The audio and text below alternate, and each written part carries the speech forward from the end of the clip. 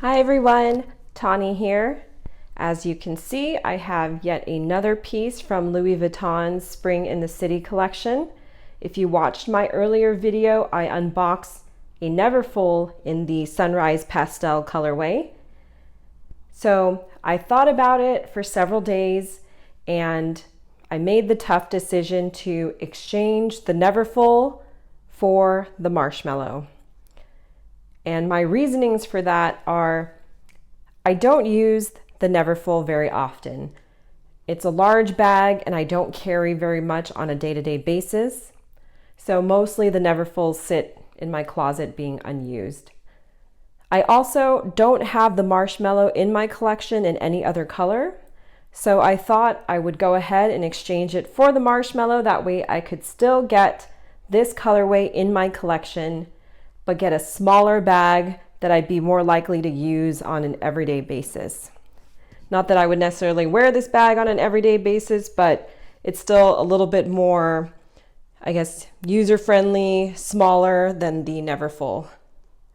And as you can see, it's absolutely gorgeous with the ombre pink, mint green, and lavender. And we've got gold hardware, D-ring to attach the strap, and the gold hardware there that allows the top handle to swivel down. And same thing on this side. This is just a larger buckle swivel, but it doesn't undo. So you can't remove it, but it just swivels down to let the strap sit on either side. And on the bottom, we've got the smaller monogram in purple. And we've got just a single zipper with a large zipper pull. Let's see what that looks like inside. So we have just one large compartment with an open slip pocket in the back.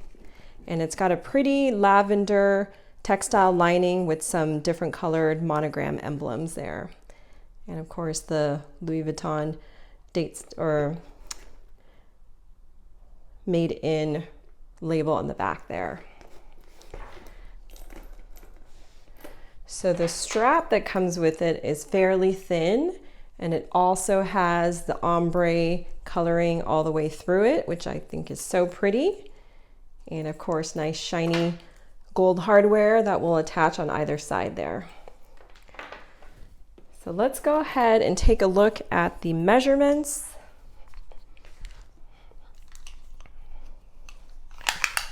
So the bag measures about 9.5 inches long, about 7.5 inches tall. From the very center, it's 7 inches, but on the very edge, it's closer to like 8.5 inches.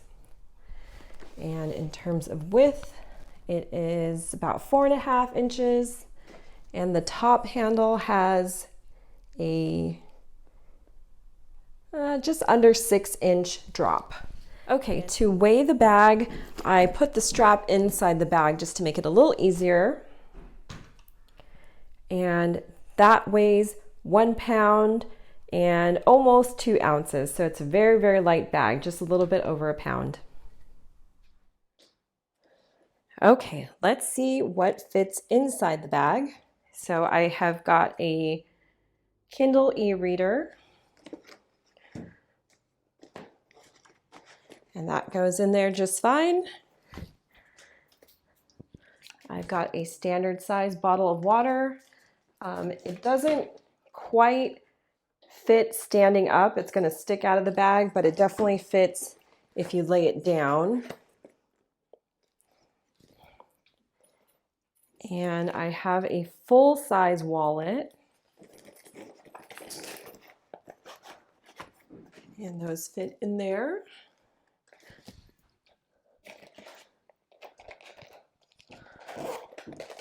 I have a mini pochette.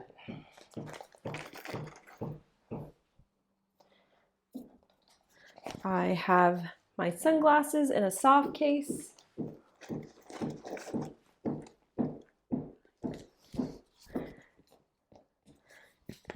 The case to an iPhone 12.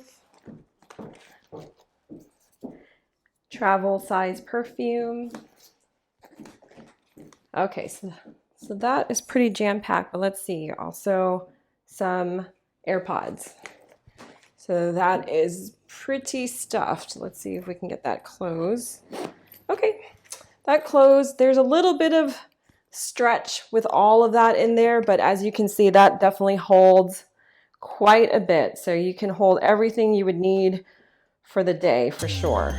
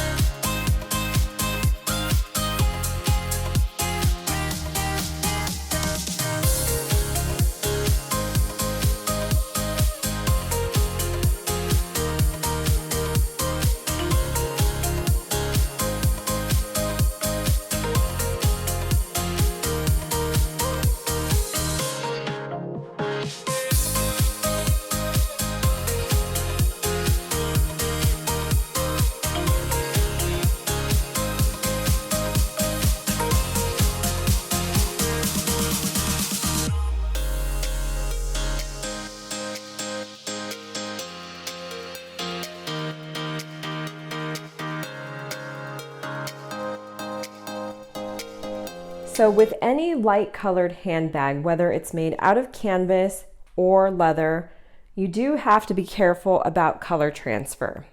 If you're wearing dark clothing, for instance, dark denim jeans, and the bag is rubbing up against the clothing as you're walking, the dye from the denim jeans can transfer onto the canvas or the leather and cause it to have a dark spot on there.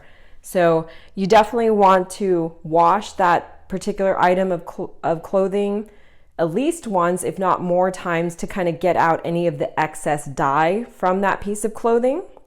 Or, don't wear dark clothing at all when you're wearing a light colored bag. Or you can also treat the canvas or the leather with Carbon Pro. So we're going to go ahead and do that today. Okay, so when I am spraying my bags with Carbon Pro or Apple Guard, I'll usually get a towel to set the bag down on. That way I don't dirty the bag setting it on something or spray Carbon Pro all over the surface that I'm working on. Sometimes I'll do this outside, but I'm going to go ahead and just do it here at the dining room table. But you do want to make sure that you're in a well-ventilated room. So here is Carbon Pro. So I'll link down below where you can purchase this. But the directions basically say to spray it at a distance of 12 inches, and it's going to provide a resistant, breathable, net-like structure of polymer chains onto the surface of whatever you're spraying it with. So like I said, leather or canvas, it'll protect dye transfer from happening. I know Apple Guard does a similar, basically does a similar thing as Carbon Pro, but I tend to use Carbon Pro on canvas and leather for dye transfer, and then I'll use the Apple Guard on vachetta leather for preventing water spots. Okay, so well-ventilated area, clean towel that you don't mind getting dirty, and also a soft white cloth. It can be an old t-shirt, it can be a microfiber cloth like I've got here. Just something that's soft and doesn't have any dye on it would be helpful. So we'll go ahead and spray.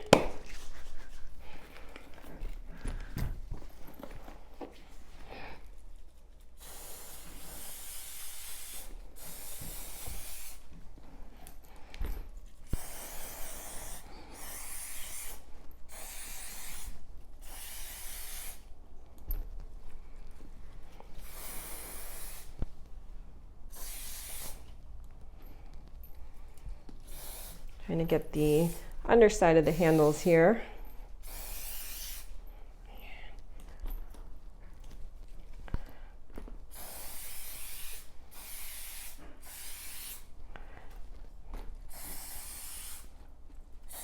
So I'm just trying to get an even, fine coating all over the bag.